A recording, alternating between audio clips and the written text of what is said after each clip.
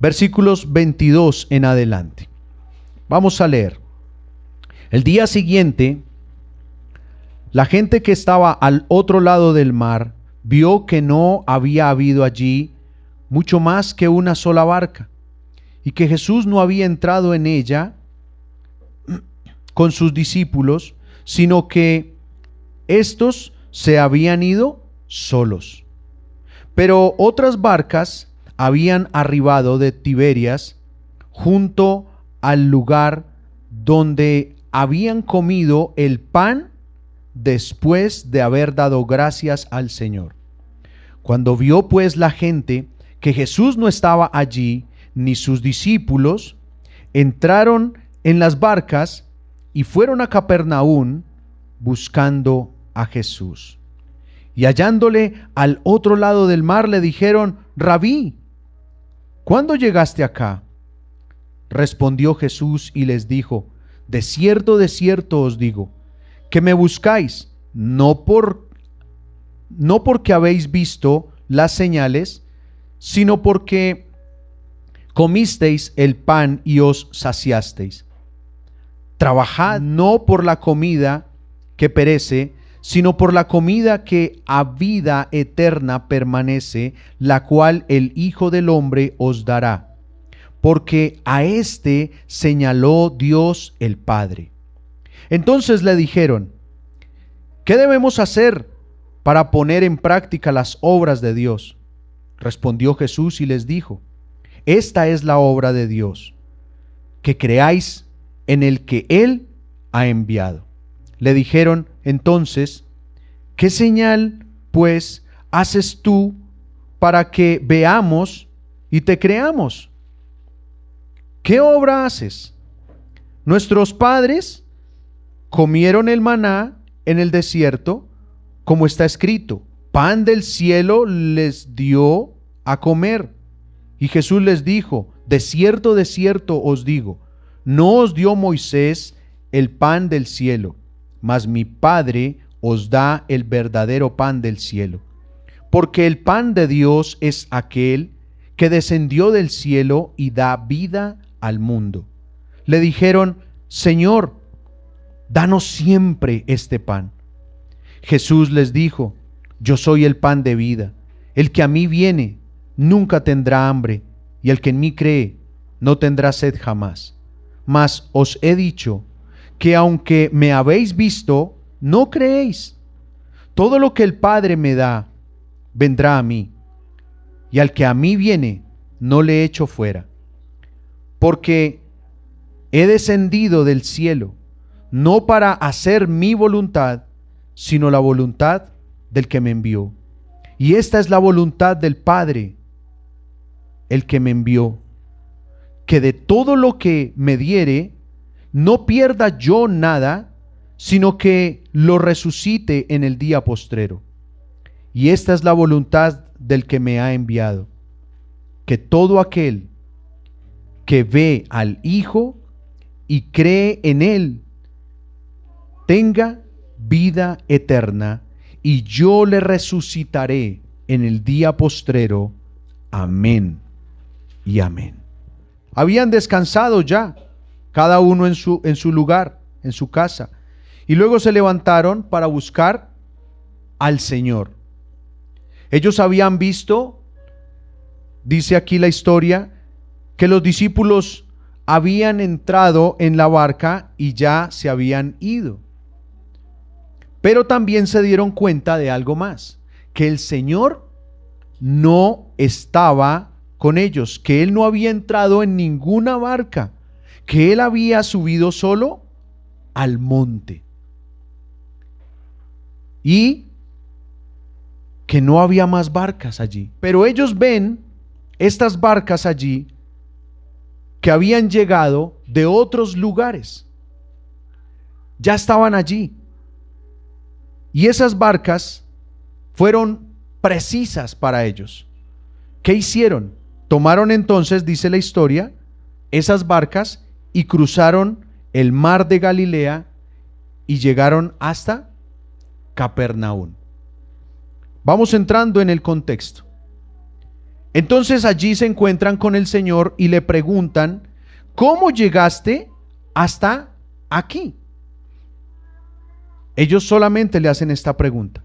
Y el Señor simplemente les dice lo siguiente: ustedes me buscan porque yo les di de comer. Ellos le preguntaron una cosa, pero es que el Señor conoce los corazones. Tengamos en cuenta algo muy importante. Estos eran verdaderos discípulos del Señor. Hay discípulos falsos, como hay discípulos verdaderos. Discípulo es el seguidor, pero había muchos que seguían al Señor por las motivaciones incorrectas y de la manera incorrecta. Lo seguían para acusarlo, lo seguían para matarlo, lo seguían de muchas maneras menos la correcta. Y sus intenciones, sus motivaciones, todo era distinto.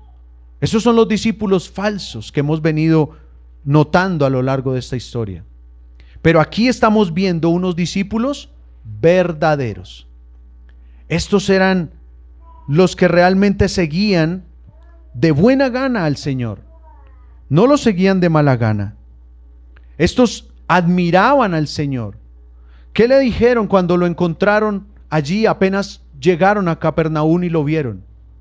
Rabí. ¿Qué significa esa palabra? Maestro. ¿Recordamos las palabras de Nicodemo? Un hombre que cuando lo encuentra le habla con respeto. Así le hablaron estos. Sin embargo, el Señor les confronta con mucho amor, con mucha amabilidad, pero los confronta. Versículo 26. Les dice: de cierto os digo, que me buscáis no porque habéis visto las señales, sino porque comisteis el pan y os saciasteis. Note que el Señor les está ya hablando: ya he hecho 5 señales que me definen como el Mesías, como Dios, como el Salvador, el Cristo. Y Él dice: no es que ignoren quién soy, pero ¿por qué me están siguiendo? Él se está enfocando en esto. Luego les da la corrección. Versículo 27. Trabajad no por la comida que perece, sino por la comida que a vida eterna permanece, la cual el Hijo del Hombre os dará, porque a éste señaló Dios el Padre. Si se da cuenta cómo el Señor los está haciendo entender, les dice: sí, ustedes tienen claro quién soy, pero recuerden lo que vimos la semana pasada, una coronación falsa.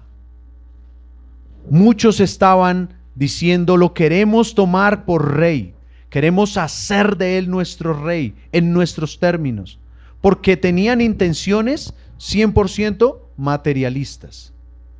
Y a estos buenos discípulos los está ayudando a entender, porque el deseo de su corazón era bueno, no era malo, pero aún así estaban equivocados. Entonces el Señor les dice esto. ¿Qué les dice ahí? No trabajen.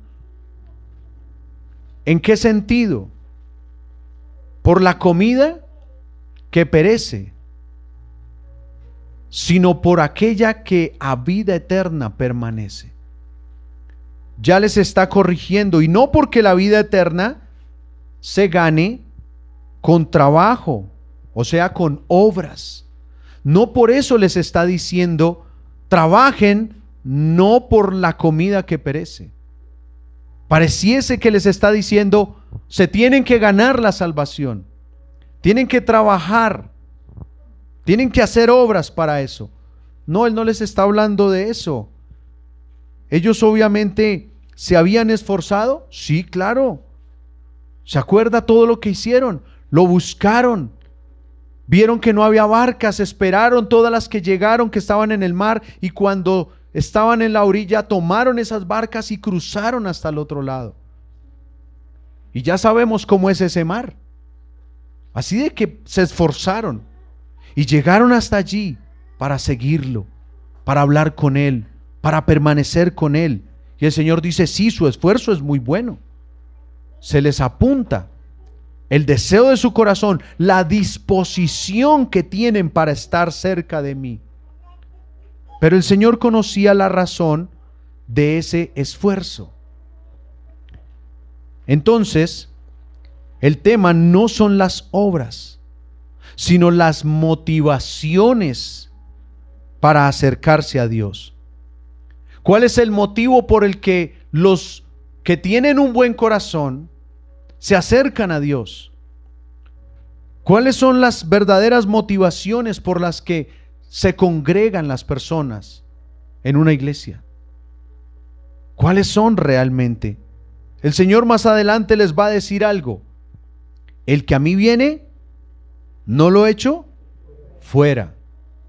Entonces es cierto que el Señor no rechaza a quien se acerca a Él, pero es necesario, obviamente, aclararles que sus motivaciones están un poco desenfocadas. El Señor necesita enfocarles correctamente las motivaciones por las que buscan, se acercan al Señor. Vemos muchas personas que se congregan en muchas iglesias y miremos cuál es la real intención. Es como cuando una persona va a dar una ofrenda para la obra de Dios. Conocemos hasta impíos, incrédulos, que mandan diezmos a las iglesias, mandan buenas ofrendas a las iglesias. ¿Por qué? Porque tienen el concepto que Dios bendice a quien bendice su obra. Pero ¿cuál es la intención? ¿Agradar a Dios? La intención es multiplicar sus riquezas. Esa es una motivación incorrecta. Y así muchos dan en la obra de Dios. No dan por gratitud, no dan por amor a la obra del Señor, sino dan por negocio. Señor, yo veré con esfuerzo, papito precioso, te recomiendo lo del arriendo, te encargo lo de los transportes. Señor, para el paseo, aquí está, para la universidad, los niños, Señor, para el helado, para el regalo del Padre, Señor. Y así le dan muchos. ¿Cuál es la motivación? Padre, te quiero agradar, doy para tu obra con amor, reconozco con mi ofrenda que tú me has bendecido. No, la intención es otra. Es que doy porque me da miedo que el Señor me haga quebrar económicamente hablando. ¿Tienen temor de Dios? No, miedo a quedarse sin dinero. Y por eso algunos no fallan.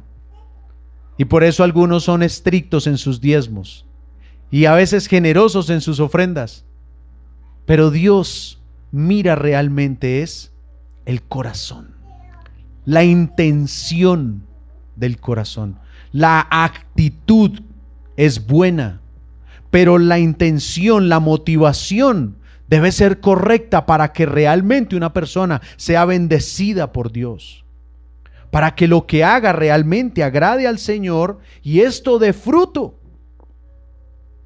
Que entienda que levantar las manos al Señor no es un acto religioso, sino es un acto de dependencia, de reconocimiento. Que cuando uno se arrodilla ante Dios es en dependencia de Él. Pero de nada sirve si sus corazones no se postran ante el Rey. Entonces el Señor sabe y necesita enfocarlos. Porque sí, tienen buena intención, aman a Dios, pero están mal enseñados. Entonces es necesario desaprender y volver al camino correcto, para que de esa manera puedan verdaderamente agradar al Señor. Ellos querían seguir gozando. ¿De qué querían seguir gozando? Del beneficio de tener quien les diera de comer todo el tiempo. Ellos querían disfrutar todo el tiempo de ese beneficio. Es que yo sé que Dios bendice mi alacena. Y por eso algunos luchan y se levantan y quizá dicen: Señor, yo hoy tengo la lucha con Sabanás para levantarme de mi cama e ir y congregarme, servir. Pero lo hago, Señor, porque, no, de pronto esta semana me va mal en el trabajo. Entonces me levanto y como que empiezo. Y tienen un fetiche para congregarse. Se congregan por agüero.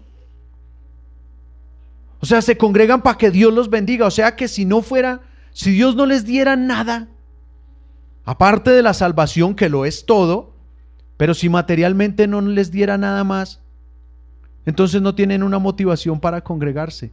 Y esa es la razón por la que muchos se van después, cuando viene la prueba, porque dicen: no tengo motivos. Cuando tienen un problema en su familia, ¿qué hacen? No vuelvo a la iglesia. O sea que los motivos son mantener la familia unida, la economía nutrida, la salud segura, una estabilidad, una conciencia ante los demás, aún conmigo mismo, limpia. Pero esa no es la motivación correcta. Eso es como el que se casa porque tienen hijos. Casémonos, quedó embarazada, no, pues cásese. O llegan a la iglesia y no, casémonos porque ¿qué más hacemos? Tocó casarnos. No, ¿cuál tocó? Esas no son las motivaciones correctas. Es que sus papis tienen mucha plata. Cásese, mamita, que ese es un partidazo. Partidazo ni los de los mundiales de fútbol. ¿Cuál partidazo? Si la Biblia dice que las riquezas hoy están y mañana se pueden volar. Motivaciones como los que se casan porque la novia o el novio es bonito. Vana es la hermosura, ¿no? Vana es la hermosura y engañosa es la gracia. Así de que son motivaciones incorrectas que se usan para acercarse a una persona. Las motivaciones correctas es porque quieren hacer feliz a alguien y porque necesitan de alguien y saben que el Señor dice: no es bueno que el hombre esté solo. Y no solamente quieren tener una compañía, sino que quieren acompañar también y quieren bendecir y quieren que su vida tenga sentido, amando, perdonando, formando, apoyando, defendiendo, proveyendo. Eso es un hogar, eso es un matrimonio. Pero hay algunos que cuando las cosas no les dan, por eso es que se acaban los hogares, porque tuvieron las motivaciones incorrectas. Es que la sexualidad, y cuando no puede haber sexualidad por salud, ¿se acabó el matrimonio? ¿Se permitió el adulterio? Esas son motivaciones incorrectas, totalmente. Hoy en día se enseña que las parejas deben tener relaciones sexuales antes del matrimonio para que se conozcan. Y si se entienden, entonces se casan. De lo contrario, no. Eso es porque traen una mente muy depravada ya. Porque de hecho el matrimonio, por los que el Señor nos enseña en la Escritura, se supone que se casan y después se dan el primer beso. ¿Cuánto más lo posterior? Los hijos vienen después, se supone. Entonces, no deben ser las motivaciones para un matrimonio. Asimismo, para acercarse a Dios, hay muchas motivaciones, un enfoque errado de la razón para acercarse a Dios. Tienen que ser las razones correctas. Sé que no puedo solo. Quiero corresponder a ese amor que Él me está brindando. Quiero bendecirlo, quiero amarlo, quiero adorarlo.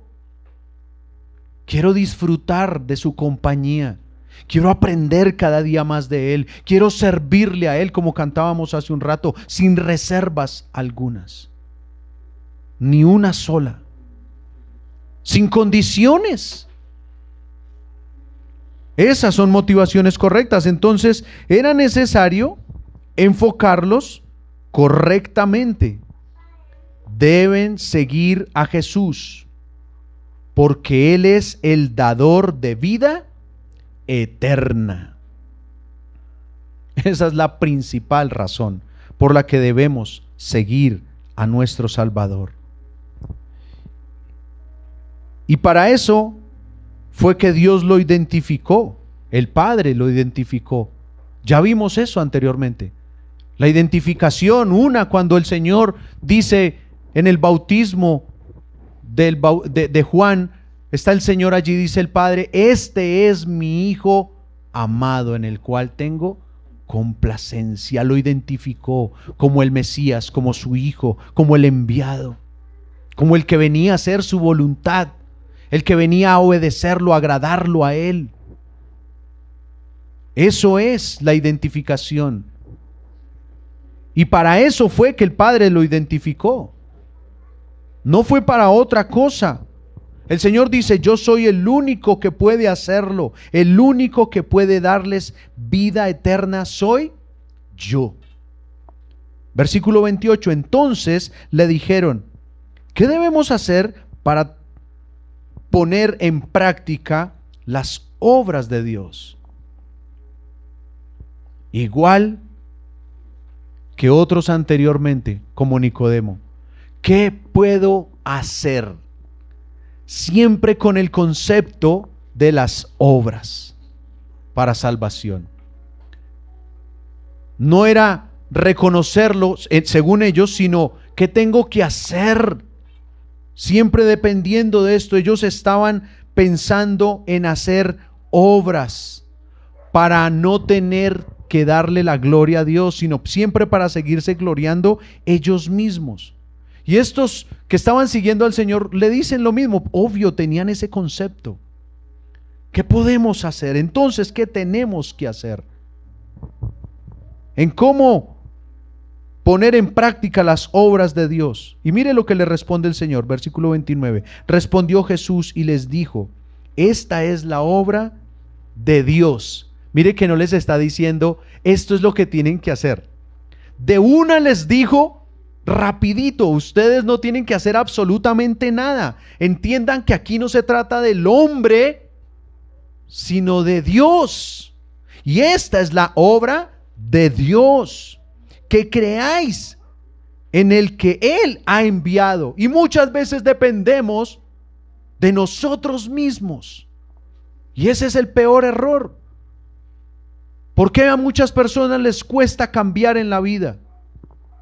Porque creen que depende de ellos y no de Dios. Mire, una persona nunca se levantará de una caída. ¿Sabe por qué? ¿Qué es lo que no deja levantar a una persona jamás del suelo cuando ha caído? En el área que sea. La culpa. La culpa es lo que no deja levantar la mirada a nadie. Pero ¿qué dice el Señor para levantarnos de esa condición? Yo te perdono tus rebeliones. Borraré tus pecados.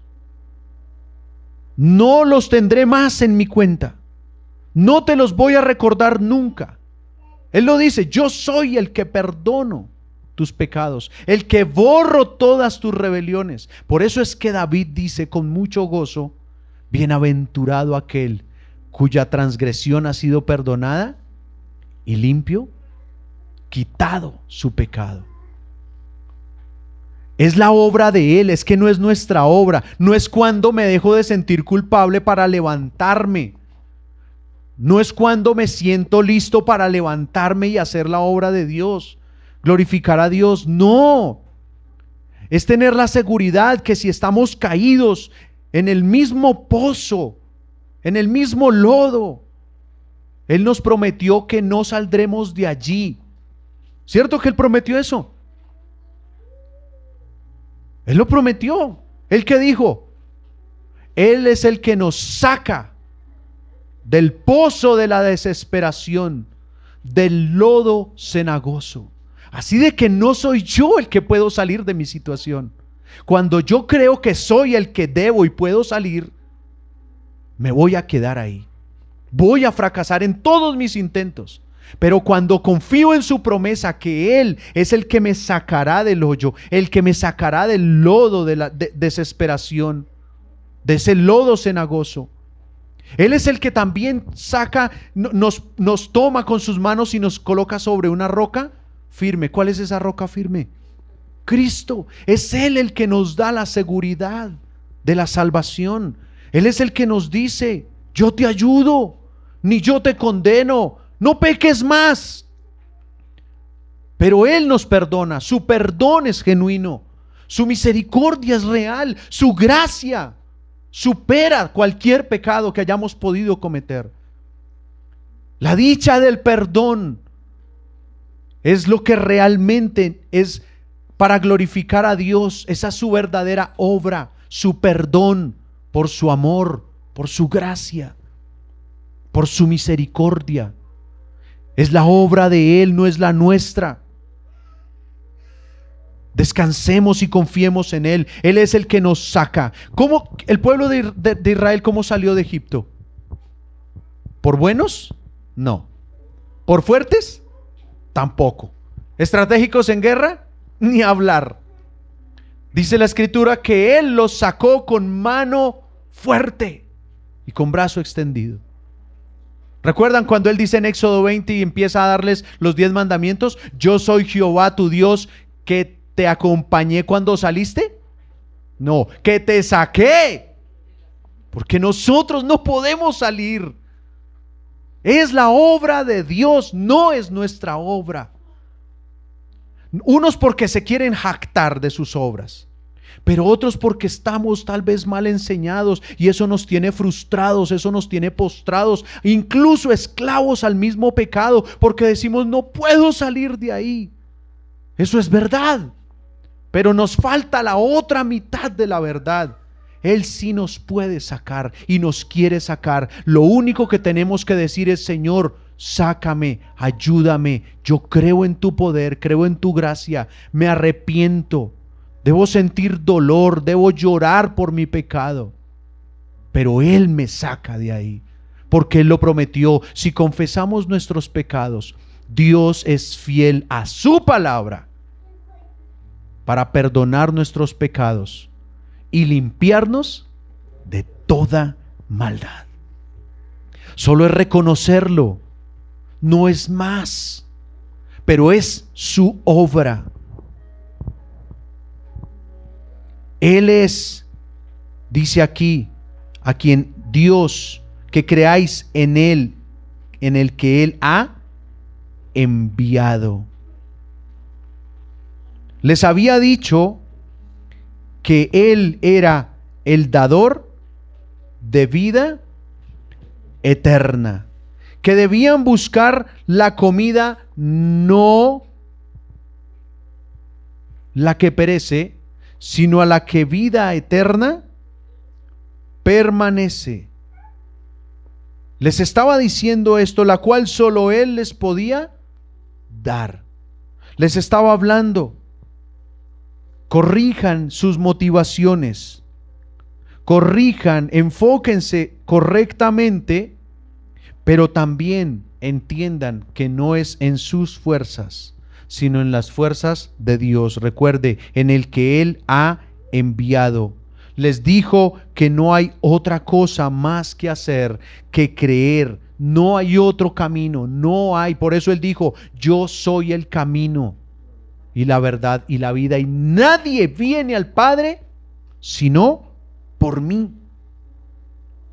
Entonces no hay más opción que creer en Él, en quien el Padre ha enviado.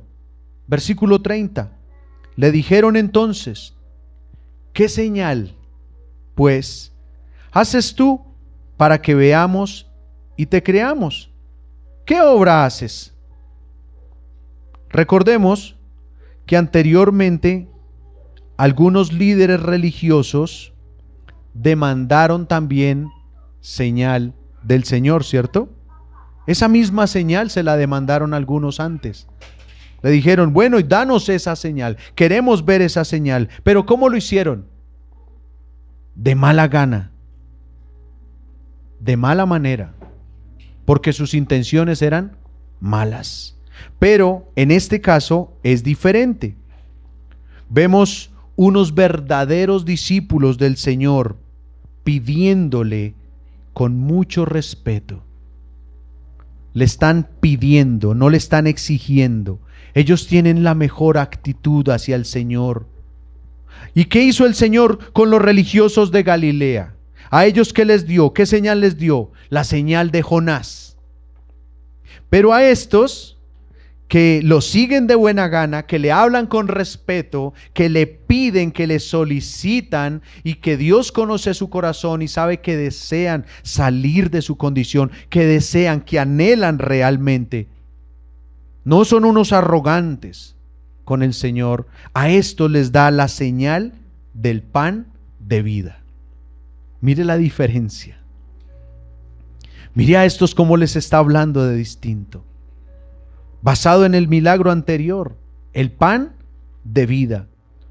Y Él comienza a permitir que todo gire en torno a ese tema del pan y a ese milagro de la multiplicación del pan. Y lo que ya vimos sobre este asunto de cómo fue repartido entre todos los que estaban allí, el Señor originó la idea del pan. Luego originó y desarrolló el milagro de ese mismo pan multiplicado, y ahora les va a originar la disertación para entender la razón de aquel tema y la razón de ese milagro. Estos hombres recordaban lo que había sucedido en el desierto. ¿Por qué recordaban este asunto que viene a continuación? Porque no fue un día cuando Dios hizo un milagro en el desierto. Fueron 40 años. Y por eso le preguntan al Señor, versículo 31, nuestros padres comieron el maná en el desierto, como está escrito, pan del cielo les dio a comer. Quiero hacer una observación acá. En este capítulo 6 tenemos la pregunta más clave. La pregunta más clave de todo este capítulo: ¿qué señal? Tenga muy presente en ese capítulo, ese versículo 30, ¿qué señal? Pero ellos no se están refiriendo a cualquier señal, a cualquier milagro, sino a la gran señal. ¿Cuál era la gran señal? Él, como el pan de vida. Esa era la gran señal, que iba a dar su vida por la salvación del mundo. Esa era la gran señal. Y ahí está la pregunta. Él iba a dar su carne y su sangre. Esa era la verdadera gran señal que le estaban preguntando a Él. Cuando muchos de ellos vieron su muerte, su sepultura más adelante, su resurrección, ellos recordaron todo esto y se dieron cuenta que esa era la verdadera señal, que Él sí era. Muchos lo confirmaron en ese momento. Cuando hicieron recuento y lo vieron resucitar y dijeron, este es el que murió, el que fue sepultado y el que resucitó de entre los muertos. Él es el Mesías. Muchos creyeron instantáneamente, otros después lo confirmaron. Y aunque creían y lo seguían, pero cada día la revelación fue gradualmente más clara en la medida que avanza el tiempo. Versículo 32, y Jesús les dijo, de cierto os digo, no os dio Moisés el pan del cielo, mas mi Padre os da el verdadero pan del cielo. Había una tradición rabínica que enseñaba algo bien importante, que el maná fue dado al pueblo de Israel en el desierto por los méritos de Moisés. Eso era un concepto rabínico muy fuerte entre los judíos. Y ellos pensaban que era Él el que les había dado el maná. Por eso Jesús les respondió, mire que ahí dice, Moisés no les dio. Y fuera de eso está hablando tiempo pasado. Les dice, bueno, primero les aclaro, no fue Moisés. Segundo, estamos hablando de tiempo pasado. Dice, Él no les dio ese pan del cielo, sino que mi Padre les da. ¿Por qué dice les da? Habla del tiempo presente. Y aunque es tiempo pasado, es Dios el que les da el pan. Y hoy les está dando el pan de vida. Le dijeron entonces, versículo 34, Señor, danos siempre ese pan. Esa palabra siempre. Recordando algo bien curioso de un tema más atrás. ¿Se acuerdan de la mujer samaritana? Cuando el Señor le dice que está ahí, que Él es el que le va a suplir. ¿Y qué dice esta mujer? Dame de beber de esa agua para que no tenga sed jamás. ¿Qué concepto tenía ella? ¿Y qué concepto tenían ahorita los discípulos?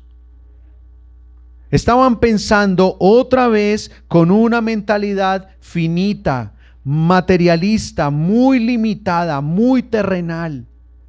Ellos estaban también pensando en que nunca les iba a faltar la comida, la bebida, el vestido, que iban a tener su provisión siempre mientras estuvieran cerca de Él. Esa es una motivación incorrecta. Por eso quedó escrito, y Mateo lo dice en el capítulo 6, versículo 33. No os afanéis, ¿cierto? Viene hablando del afán, de la ansiedad. Y dice, busquen primero el reino de Dios y su justicia, y lo demás vendrá por añadidura. Pero busquen primero. Entonces el Señor sabe y les quiere aclarar a ellos. Sin embargo, aunque estaban un poco equivocados, querían entenderlo y confiar en Él. Ellos tenían un buen corazón.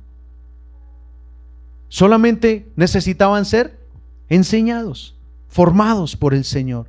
Por eso a partir del versículo 35, el Señor inicia un discurso final en esta historia que, aunque es breve, a partir de este versículo, este mensaje es muy concreto, demasiado. Y lo hace con unas declaraciones extraordinarias. Y les quiere dejar a ellos muy en claro el inmenso valor que tiene para sus vidas ese mensaje que les va a dar, como también tiene un inmenso valor para nuestras propias vidas. El versículo 35 comienza allí el Señor su discurso final. Pero tengamos otra cosa en cuenta. Este versículo 35 es la clave de todo este capítulo. El versículo 30 les digo que tiene la pregunta clave, la pregunta importante de todo el capítulo. La señal, ¿no? ¿Cuál es la señal? Pero el versículo 35 es el versículo clave porque es la respuesta más importante de todo el capítulo 6 que Juan escribe. Dice el versículo 35, Jesús les dijo de primera mano, yo soy. Yo soy. Qué palabra tan importante oída por un judío. Yo soy. ¿Recuerdan? Éxodo 3:14. Yo soy. Y les dice, yo soy el pan de vida. Al que a mí viene, nunca tendrá hambre. Y el que en mí cree, no tendrá sed jamás. Aquí ya les empieza a hablar en unos términos muy diferentes. Ya el Señor les empezó a hablar en términos espirituales. Aquí el Señor de una ya les mandó el llamado de la salvación. Ahí ya el Señor los llamó a la salvación. Ya hace su exposición clara. Cuando dice, el que a mí viene, ¿de qué está hablando? De arrepentimiento. El que a mí viene. ¿Qué es eso? El que a mí viene. ¿Hacia dónde va el mundo? Cada vez más lejos de Dios. El hombre va en un camino paralelo. Nunca se unirá con Dios. El hombre natural siempre, antes tratas de alejarse cada vez más. Está destituido de la gloria de Dios, Romanos 3:23, por cuanto todos pecaron. Y esa destitución hace que jamás nuestros caminos se unan con el camino de Dios. Y un verdadero arrepentimiento es cuando yo decido dejar mi camino porque he encontrado, he visto, he conocido, he entendido cuál es el camino. Juan 14:6, Cristo, el camino. Entonces decido dejar mi camino, decido dejar mi vida. Eso es arrepentimiento. Dice acá, el que a mí viene. Así de que no podemos llegar al Señor por nosotros mismos, ya lo hemos visto. ¿Por qué llegamos al Señor? Por la predicación del Evangelio. Es por eso. Y dice, el que a mí viene, arrepentimiento. Ahora dice la segunda frase, muy importante, no menos importante. El que en mí cree. ¿De qué está hablando? De fe. Son las mismas palabras que se citan en Hechos 20:21. Dice allí la Escritura, arrepentimiento para con Dios y fe para con el Señor Jesucristo. Arrepentimiento para con Dios y fe para con el Señor Jesucristo. Así de que una persona, cuando el Señor dice, el que a mí viene, está diciendo, el que entiende que yo soy el camino, ya puede acercarse a Dios. El que me ve, por eso dice el que me ve, el que me identifica, el que me reconoce, inmediatamente deja su camino, inmediatamente deja todo.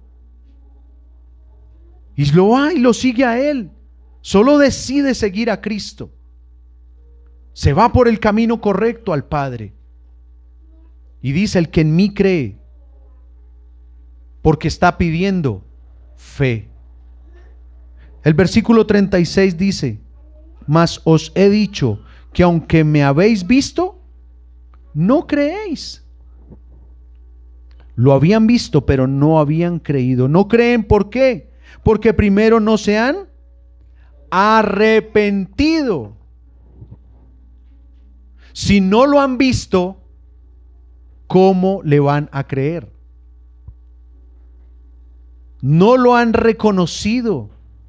No han tomado la decisión de dejar su camino. ¿Cómo van a seguir caminando detrás de alguien que los guía si no lo conocen, si no lo identifican? Tenemos que olvidar, tenemos que dejar. ¿Y qué es eso que primero deben hacer? Cambiar de mentalidad. Estoy hablando de arrepentimiento. Por eso el Señor dice, ¿ustedes no creen en mí? Porque no me han. Y lo están viendo. Lo están viendo. Así de que el Señor está hablando en términos espirituales. Ustedes no me han reconocido, ustedes no me han identificado. Es cambiar de mentalidad. Eso es arrepentimiento. Es renunciar a sus propias obras. Es dejar sus propios caminos. ¿Para qué? Para poder volver al camino de Dios del cual fuimos destituidos. Yo no puedo andar por dos caminos. No puedo llevar un pie por el camino del mundo y otro pie por el camino del Señor. Imposible. Eso aparentan muchos. Esos son los tibios, los que el Señor vomitará de su boca. Pero el Señor, al que realmente se arrepiente, lo identifica también, porque va por el camino, y si va por el camino correcto es porque dejó su camino anterior. O yo no sé si usted cuando se va hacia el norte coge hacia el sur. Bueno, dicen por ahí que algunos cuando están conduciendo hacen eso. Van a echar reversa y miran para atrás, pero meten primera. Y tome, ¿qué pasa? Se estrellan. Eso le pasa a muchos. Porque dicen, sí, te voy a seguir, Señor. Pero miran atrás. Quieren seguir por su camino anterior. ¿Se arrepintió? No, usted tiene que simplemente voltear la mirada hacia el camino que ahora vio y renuncia, abandona, deja completamente el camino por el que venía. Eso es todo, eso es arrepentimiento. Solo entonces darán lugar a la vida de Cristo en ellos, no antes. Hay muchas personas que dicen, sí, yo creo en Dios y sigo a Cristo y soy un discípulo, pero no se ha arrepentido. Entonces no es un verdadero discípulo, porque siguen en sus propios caminos. El que se ha arrepentido realmente sigue solo al Señor y puede hacerlo. Versículo 37. Todo el que el Padre me da vendrá a mí, y al que a mí viene no le echo fuera. Dijimos anteriormente que el Señor no rechaza a nadie que se acerca a Él, pero ¿de qué manera? Con un corazón limpio, sincero, porque de pronto vamos sucios, pero vamos con un corazón sincero y Él nos limpia. Él no dice el que se acerca limpio, sino el que se acerca a mí, el que a mí viene, yo no lo echo fuera. Por eso el Señor se le acercaba a los leprosos. Por eso el Señor tocaba a los enfermos y le decían que se contaminaba y que estaba inmundo. Porque Él estaba hablando de eso. Simplemente el que Él se acerca, Él lo toca y lo limpia. El Señor no se contamina, pero el que viene con un corazón sincero, a la manera de Él, no a su manera. Versículo 38.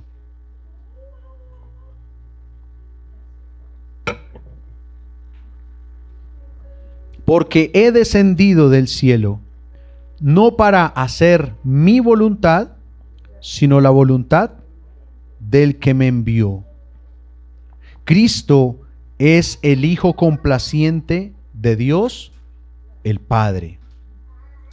Por eso Él dice, yo no he venido a hacer mi voluntad, sino la voluntad del que me envió. Bueno, ¿y cuál es la voluntad del que lo envió? ¿Cuál es la voluntad del Padre? Primero, salvarnos. Cuando lo envió para salvarnos. No lo mandó a vacaciones, no lo mandó a reconocer la tierra. Primera a Timoteo capítulo 2 versículo 4 dice, el cual quiere que todos los hombres sean salvos y vengan al conocimiento de la verdad. Ahora, segunda de Pedro capítulo 3 versículo 9 dice también, el Señor no retarda su promesa según algunos la tienen por tardanza, sino que es paciente para con nosotros, no queriendo que ninguno perezca, sino que todos procedan al arrepentimiento. ¿Cuál es la voluntad de Dios? Que nos arrepintamos. Para eso nos mandó su palabra, pero envió a su único Hijo para darnos el perdón, la oportunidad de la salvación, porque ¿de qué le sirve al hombre ser confrontado y arrepentirse? Si Cristo no murió por nosotros en la cruz, no hay opción, no hay salvación, no hay oportunidad.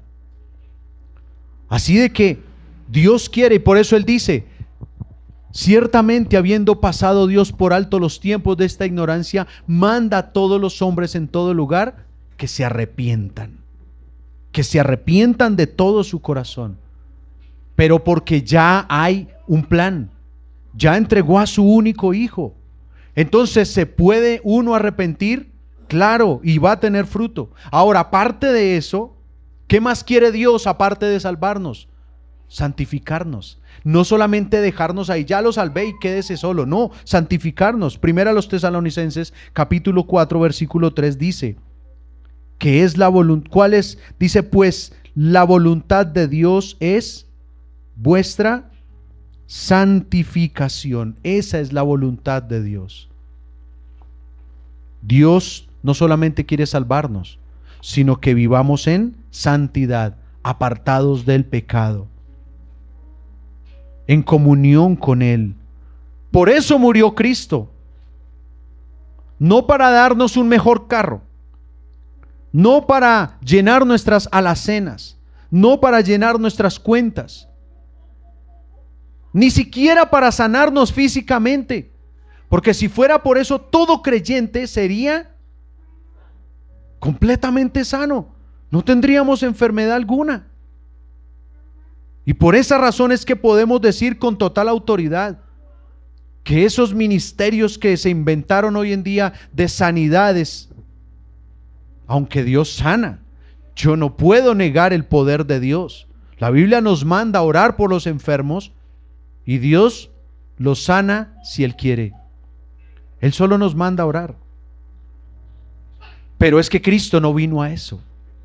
Él sanó a muchos, y de esos muchos que se sanaron, no todos se salvaron. Mire, un ejemplo muy fuerte para eso: los 10 leprosos. Sanó a 10 leprosos, y de esos solo uno se devolvió, y dice la palabra que este fue salvado. ¿Qué pasó con los otros 9? ¡Ay, gloria a Dios, me sanó! Y se fueron con su milagrito a seguir en parranda. Se fueron con su milagrito a seguir en sus caminos.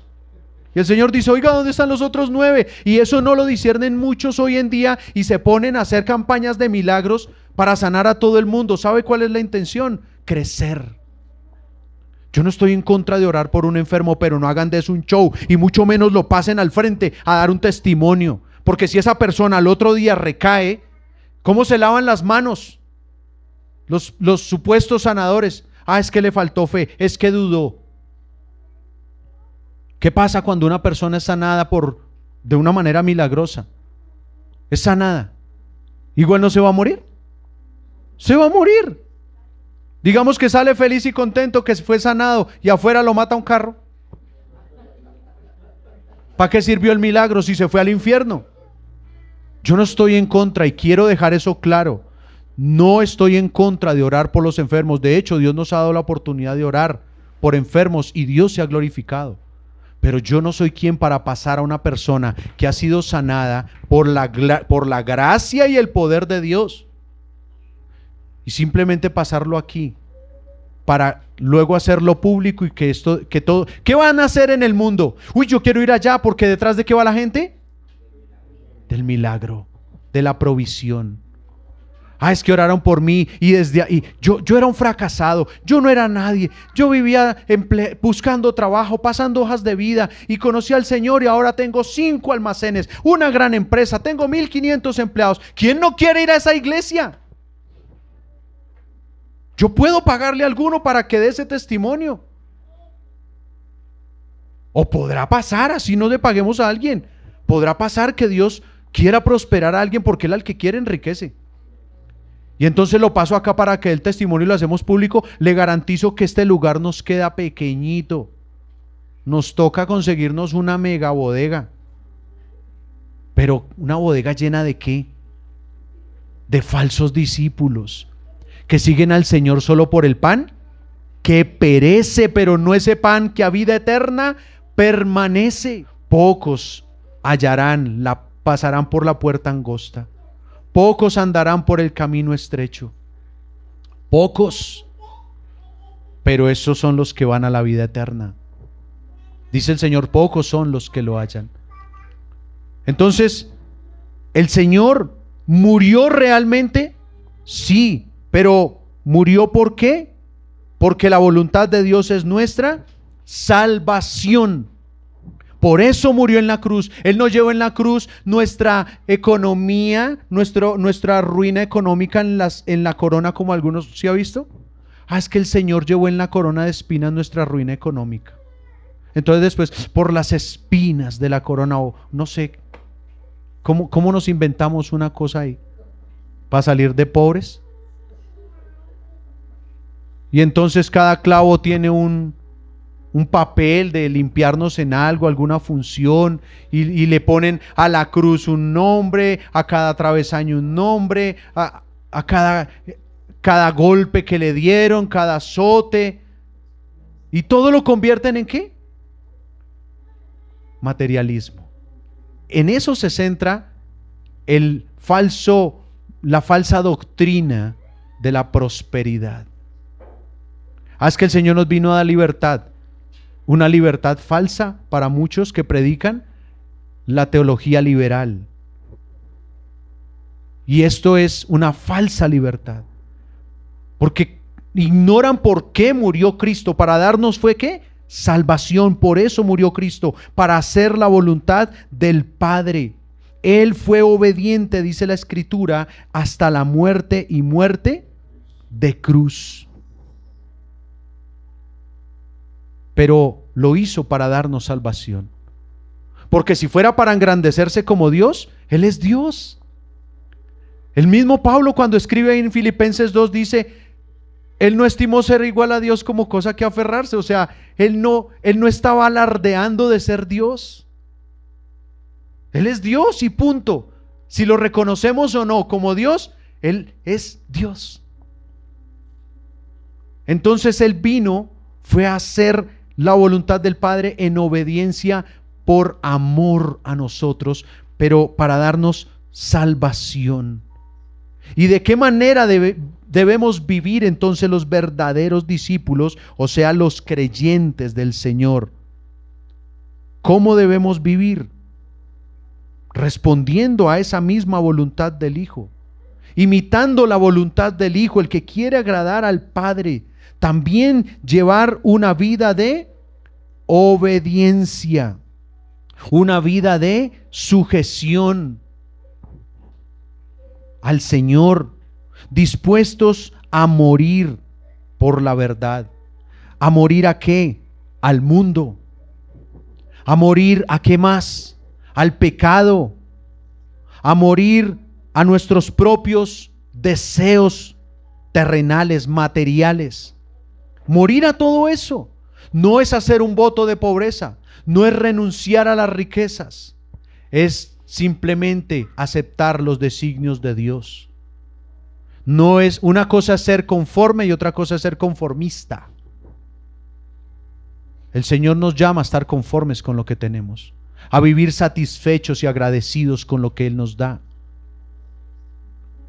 Eso es muy diferente, pero es morir a esas ganas y a esos deseos desmedidos por solo tener cosas, por solamente crecer. Es vivir realmente en la voluntad de Dios. Pablo dice a los Gálatas en el capítulo 2, versículo 20: con Cristo estoy juntamente crucificado. ¿Y qué dice allí?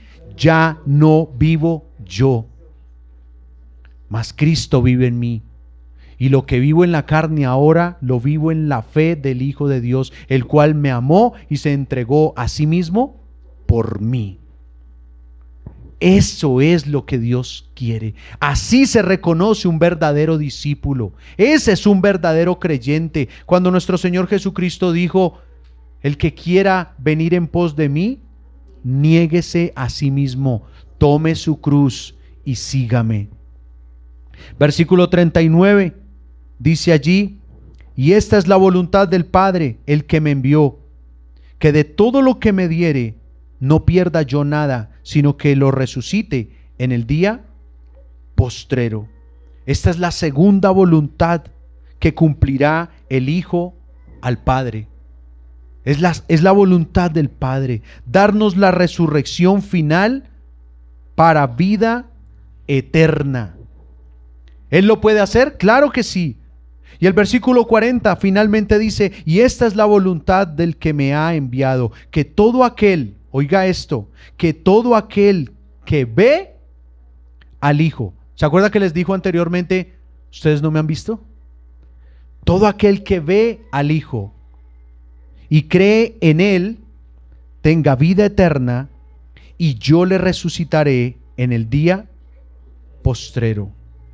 Acuérdese claramente de aquel lugar en el desierto, de Números 21, cuando el Señor, por medio de Moisés, hizo levantar un asta con una serpiente. Porque todos estaban allí, en ese lugar, mordidos por la serpiente, condenados a muerte.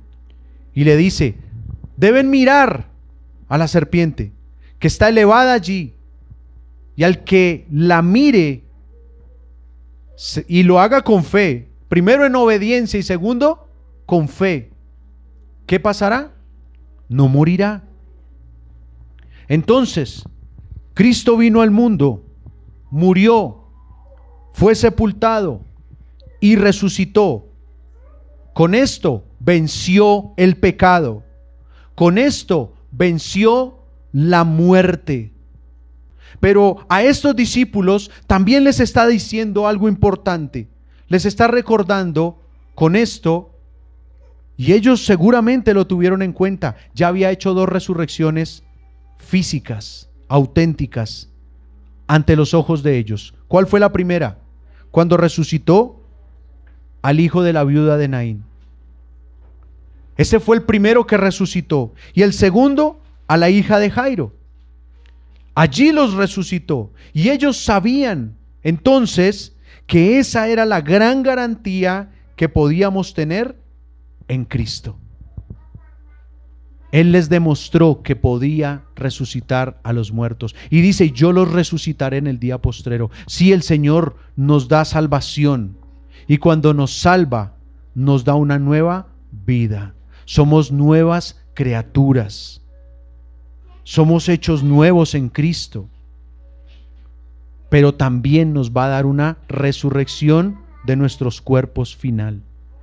Nos va a dar esa oportunidad de resucitar de entre los muertos para estar eternamente con Él en cuerpo y alma. Entonces, Juan 3, desde el versículo 14, Él mismo lo escribe allí. Dice: y como Moisés levantó a la serpiente en el desierto, así es necesario que el Hijo del Hombre sea levantado. ¿Para qué? Para que todo aquel que en Él cree no se pierda, mas tenga vida eterna. ¿Por qué? Porque de tal manera amó Dios al mundo, que ha dado a su Hijo unigénito, para que todo aquel que en Él cree no se pierda, mas tenga vida eterna. Porque no envió Dios a su Hijo, oiga esto, no envió Dios a su Hijo al mundo para condenar al mundo, sino para que el mundo sea salvo por Él. Si el Señor Jesucristo solo viene a multiplicarles el pan, si el Señor Jesucristo solo viene a sanar a los enfermos, si el Señor Jesucristo solo viene a suplir necesidades materiales y a hacer una exhibición de milagros, solo para dejarnos claro que Él es Dios y vuelve y ya no hace nada más, nos condena. No habría salvación. Pero Él vino a algo mucho más que eso. Él vino a morir en la cruz. Y por eso, esto va a demandar Dios. Dice, versículo 18, el que en Él cree no es condenado. O sea, el que cree en ese sacrificio, pero el que no cree ya ha sido condenado porque no ha creído en el nombre del unigénito Hijo de Dios. ¿Y cuál es esa condenación? Dice, y esta es la condenación, que la luz vino al mundo y los hombres amaron más las tinieblas que la luz, porque sus obras eran malas. El falso discípulo no busca al Señor, no cree, no acepta la luz. Quiere seguir en tinieblas, solamente quiere recibir las dádivas que derrama el Señor. Él hace llover sobre buenos y malos. Muchos podrán tener riquezas, podrán tener profesión, carrera, renombre, lo que quieran tener, por lo que se maten en esta vida, por lo que den la vida. Pero si no dan la vida por aquel que dio la vida por ellos, ya está condenado. Ya está condenado.